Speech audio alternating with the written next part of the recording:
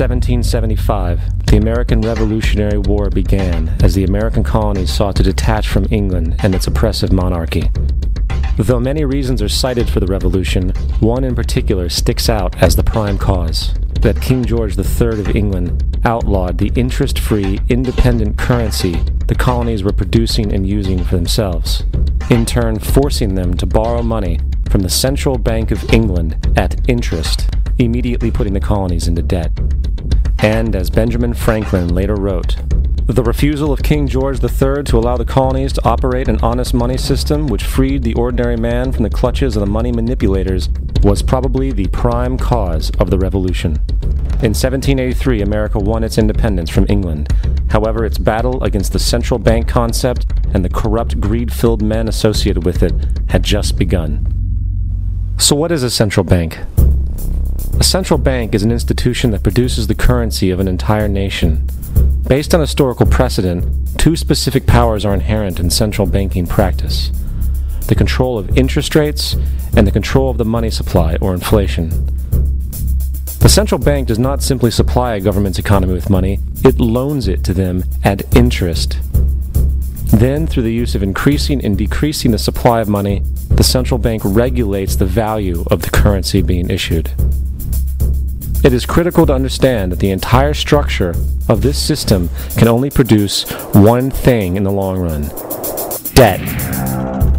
It doesn't take a lot of ingenuity to figure this scam out. For every single dollar produced by the central bank is loaned at interest. That means every single dollar produced is actually the dollar plus a certain percent of debt based on that dollar. And since the central bank has the monopoly over the production of the currency for the entire country, and they loan each dollar out with immediate debt attached to it, where does the money to pay for the debt come from? It can only come from the central bank again, which means the central bank has to perpetually increase its money supply to temporarily cover the outstanding debt created, which in turn, since that new money is loaned out at interest as well, creates even more debt. The end result of this system without fail is slavery, for it is impossible for the government and thus the public to ever come out of the self-generating debt. The founding fathers of this country were well aware of this.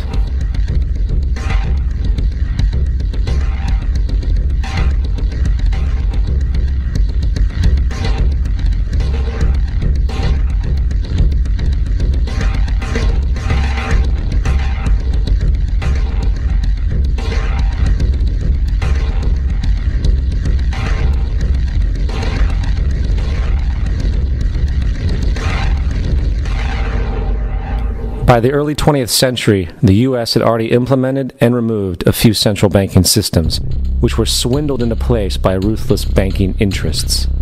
At this time, the dominant families in the banking and business world were the Rockefellers, the Morgans, the Warburgs, the Rothschilds.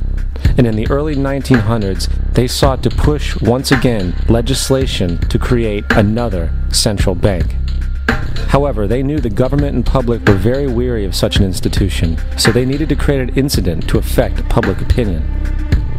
So, J.P. Morgan, publicly considered a financial luminary at the time, exploited his mass influence by publishing rumors that a prominent bank in New York was insolvent or bankrupt. Morgan knew this would cause mass hysteria, which would affect other banks as well. And it did. The public, in fear of losing their deposits, immediately began mass withdrawals. Consequently, the banks were forced to call in their loans, causing the recipients to sell their property, and thus a spiral of bankruptcies, repossessions, and turmoil emerged. Putting the pieces together a few years later, Frederick Allen of Life magazine wrote, "The Morgan interests took advantage to precipitate the panic, guiding it shrewdly as it progressed."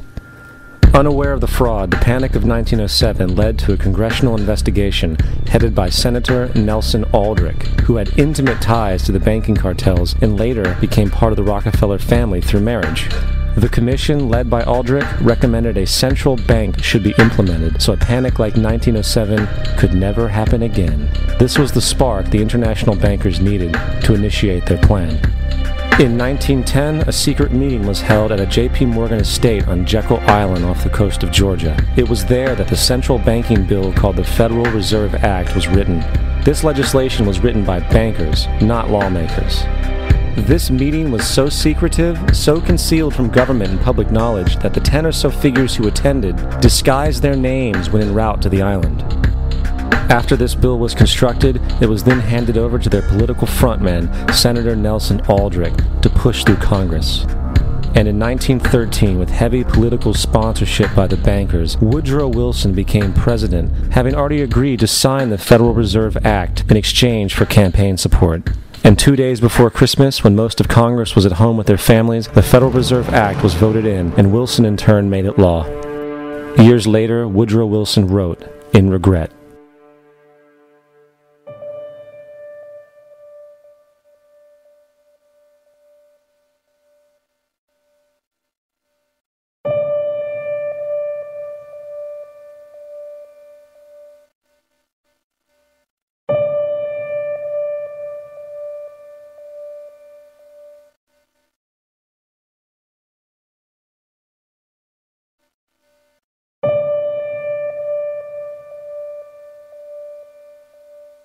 Congressman Louis McFadden also expressed the truth after the passage of the bill. A world banking system was being set up here, a superstate controlled by international bankers, acting together to enslave the world for their own pleasure. The Fed has usurped the government. Now, the public was told that the Federal Reserve System was an economic stabilizer, and inflation and economic crises were a thing of the past. Well, as history has shown, nothing is further from the truth. The fact is, the international bankers now had a streamlined machine to expand their personal ambitions. It's alive! It's alive! It's alive! For example, from 1914 to 1919, the Fed increased the money supply by nearly 100%, resulting in extensive loans to small banks and the public. Then, in 1920, the Fed called in mass percentages of the outstanding money supply, thus resulting in the supporting banks having to call in huge numbers of loans, and, just like 1907, bank runs, bankruptcy, and collapse occurred. Over 5,400 competitive banks outside of the Federal Reserve System collapsed, further consolidating the monopoly of the small group of international bankers. Privy to this crime, Congressman Lindbergh stepped up and said in 1921, "Under the Federal Reserve Act, panics are scientifically created.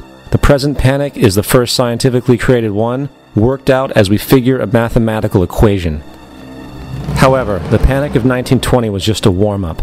From 1921 to 1929, the Fed again increased the money supply, resulting once again in extensive loans to the public and banks. There was also a fairly new type of loan called a margin loan in the stock market. Very simply, the margin loan allowed an investor to put down only 10% of a stock's price, with the other 90% being loaned through the broker. In other words, a person could own $1,000 worth of stock with only $100 down. This method was very popular in the roaring 1920s, as everyone seemed to be making money in the market. However, there was a catch to this loan. It could be called in at any time and had to be paid within 24 hours. This is termed a margin call, and the typical result of a margin call is the selling of the stock purchased with the loan. So, a few months before October in 1929, J.D. Rockefeller, Bernard Barak, and other insiders quietly exited the market, and on October 24, 1929, the New York financiers who furnished the margin loans started calling them in masse. This sparked an instantaneous, massive sell-off in the market, for everyone had to cover the margin loans. It then triggered mass bank runs for the same reason, in turn collapsing over 16,000 banks, enabling the conspiring international bankers to not only buy up rival banks at a discount, but to also buy up whole corporations at pennies on the dollar. It was the greatest robbery in American history. But that didn't stop there. Rather than expanding the money supply in order to recover from this economic collapse, the Fed actually contracted it, fueling one of the largest depressions in history. Once again outraged, Congressman Louis McFadden, a longtime opponent of the banking cartels, began bringing impeachment proceedings against the Federal Reserve Board, saying of the crash and depression, "It was a carefully contrived occurrence. International bankers sought to bring about a condition of despair so that they might emerge the rulers of us all." Not surprisingly, and after 2 previous assassination attempts, McFadden was poisoned at a banquet before he could push for the impeachment. Now, having reduced the society to squalor, the Federal